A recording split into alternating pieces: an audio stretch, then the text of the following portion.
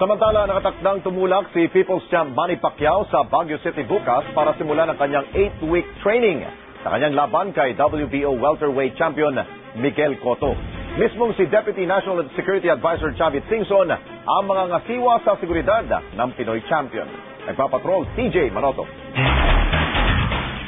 Huling araw na ni Manny Pacquiao ngayon sa Maynila bago tumulak patungong Baguio City bukas para simulan ang kanyang 8-week training regimen.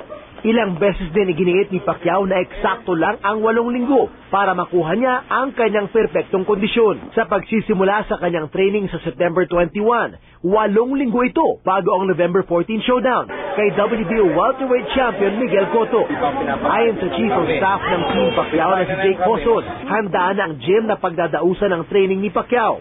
Maging ang seguridad nito na hinawakan mismo ni Deputy National Security Advisor Chavit Singson. Si Singson mismo ang mag-aaproba ng mga nais bumisita kay Pacquiao.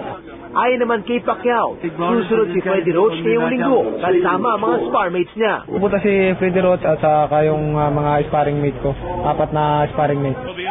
Panonoorin muna ng Team Pacquiao ang laban ni Floyd Mayweather Jr. at Juan Manuel Marquez bukas bago lumipad gamit ang isang private jet papuntang Baguio. Halos 4 na linggo din ang gagawing training ni Pacquiao sa Baguio bago lumipad papuntang Los Angeles sa October 15. TJ Manotok, Patrol na Pilipino.